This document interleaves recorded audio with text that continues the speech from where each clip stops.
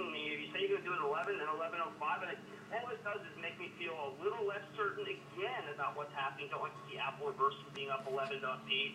I like all the ideas that people say that it's keepsake, that I don't have to worry. I like what David said about the gross margins. Obviously, you as the user create the content, they don't.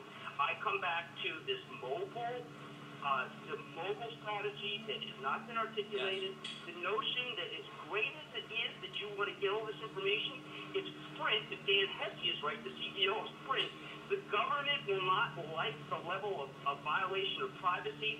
Obviously, there's a lot of companies that push Facebook badly. Not everybody's in love with Facebook. There's some competitors. Let's just keep these in mind as we go crazy. We buy it with no limit at the opening, which is the way, of course, you can't. You can just tell the broker, listen, I don't care, just any price you want, and that's what I'm trying to do. Wow. Yeah. Carl, this is Gary. I think you're trying to get to me. Well, as someone who knows the street, yes. I have to ask you right now, what do you think's going through Greifeld's mind at this very moment? I think he's a little bit concerned that they had put out a time call and that they're not adhering to the time.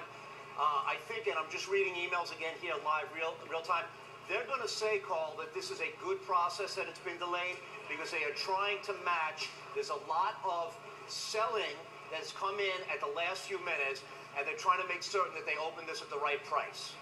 That's what I've been told. Because we saw the 42, that's yes. attracted selling in.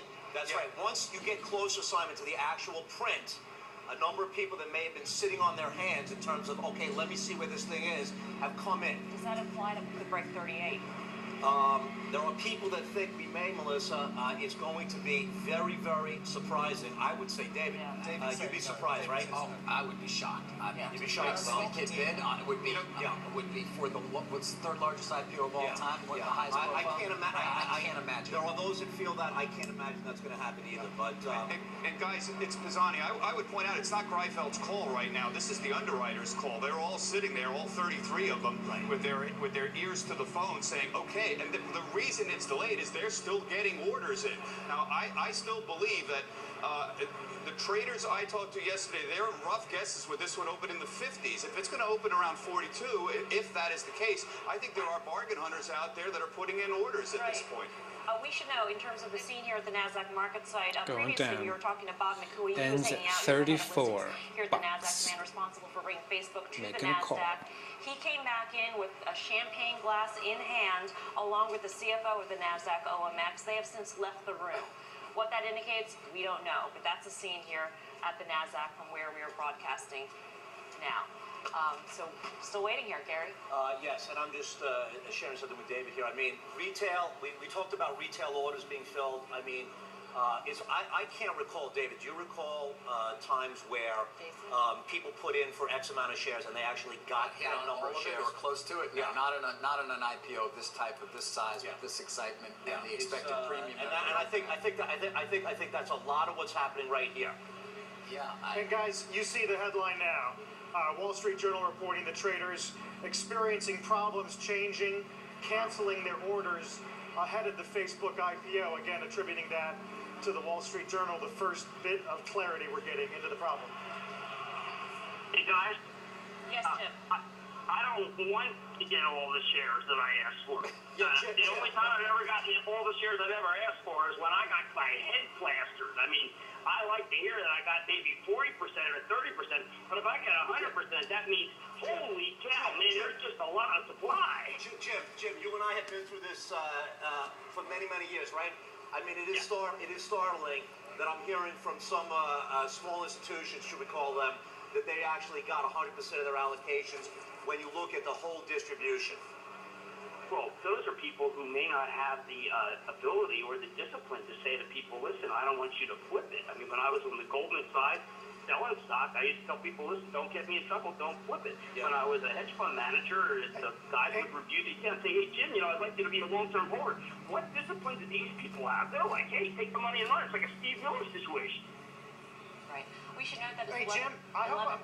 Sorry, Carl, just a reminder here. We're about 21 minutes past the time at which we had expected Facebook shares to start trading, as we are getting this headline from the Wall Street Journal about orders, difficulty with orders being changed or canceled ahead of this IPO. Of course, we were supposed to have a lot of Jim, information. I hope. Sorry, carry on. I just wanted to ask Jim, people were joking around this morning in a sort of dark humor way about bats and bat software and the experience we went through just a few months ago with their would-be IPO. Jim, is there a possibility this could be related to some software that is related to bats? Oh, Carl, I hope not. If there was ever a time not to be the amateur hour, it's right now.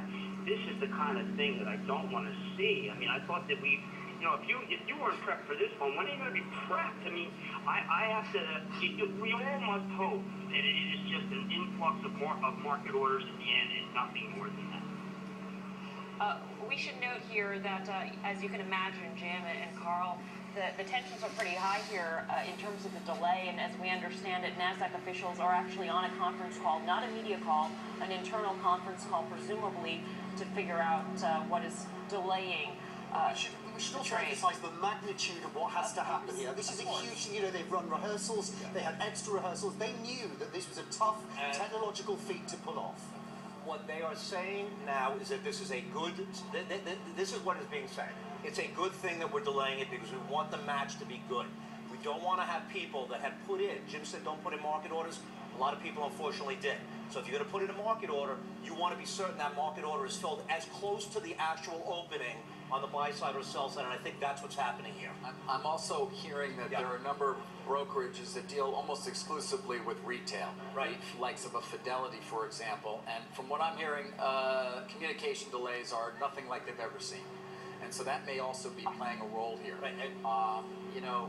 I'm being told, in fact, it means that they're not able to make the allocations, that they're just not being able to communicate, I guess. I got to find out more, but if you would go to at least why this is taking so long. If you put in a market order, let's just use Fidelity as an example. If you put in a market order in your account, you want to buy 10,000 shares on the opening. They're very worried that they're not going to be able to execute that for their clients at the opening print. So that's part of what's happening here right now to make sure that all the orders that are market orders, despite the fact that you've been advised not to do it that way, are going to be executed at the right price.